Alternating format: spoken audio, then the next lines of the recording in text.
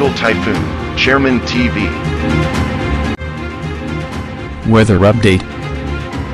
Helping homeless people. Please subscribe.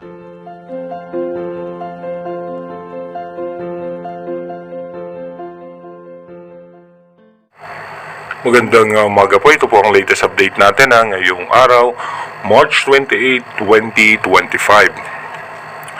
Umiiral nga po ngayon sa ating bansa yung easterlies o yung mainit na hangin na gagaling sa dagat Pasipiko.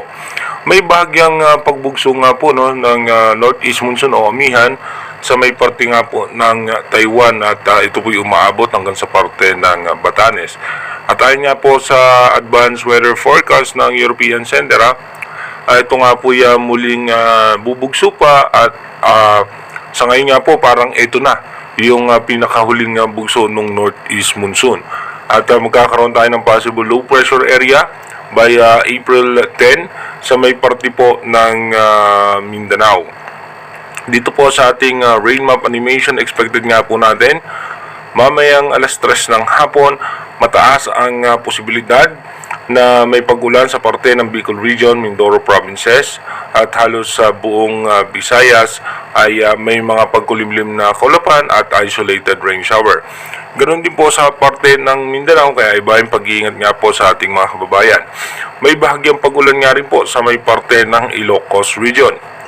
Pagdating naman po ng alas 8 ng gabi mamaya, expected natin may mga biglang pagbuhos ng pag-ulan dito nga po sa western section ng ating bansa, including Metro Manila, Pulilio Island, Quezon, Laguna, Cavite at Batangas.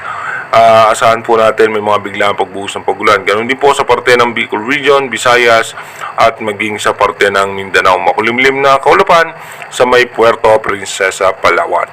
Dumako na nga po tayo sa ating advanced weather forecast. Dito nga po sa ating advanced weather forecast bukas nga po March 29, dito nga po yung pagbugso pa ng northeast monsoon sa parte ng northern Luzon. At pagdating naman po ng March 30, bahagya pang lalakas ulit yung northern yung northeast monsoon. At yung easterlies naman po ay makaka-apekto po yan hanggang sa parte ng Bicol Region. Pagdating naman po ng March 31, ang nakaka-apekto pa rin po sa ating bansa ay yung easterlies at yung northeast monsoon sa may parte naman ng Luzon. Pagpasok naman po ng unang araw ng Abril, bahagya na muling hihina yung northeast monsoon at bubugso na ng malakas yung easterlies.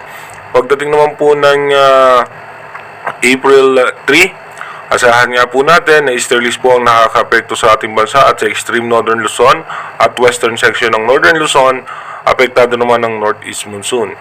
Pagdating naman po ng April 3, makikita natin may mga makakapal na kaulapan sa parte ng Mindanao at easterlies pa rin po ang nakaka-apekto sa ating bansa at may bahagyang pag-ulan pa rin or pagbugso pa rin ng amihan sa may parte ng northern Luzon at magkakaroon ng possible shear line.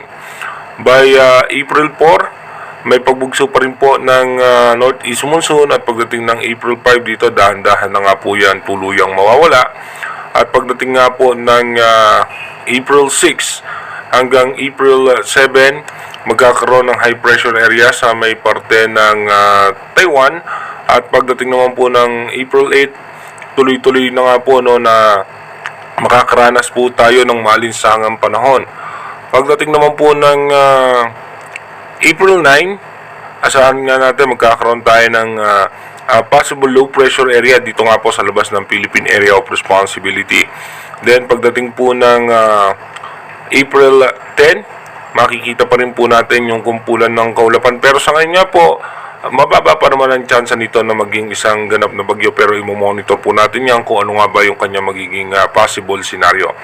Sa ngayon nga po, ito lang muna yung ating advanced weather forecast. Again, inuulit ko, yung ating advanced weather forecast is possible scenario pa lamang po yan. Malaki pa rin po ang posibilidad na magbago po lahat yan. Kaya manatili tayong tumutok sa ating advanced weather forecast para malaman natin yung mga posibleng sama ng panahon na makaka-apekto sa ating bansa. Mag-iingat po tayo palagi. God bless po sa ating lahat.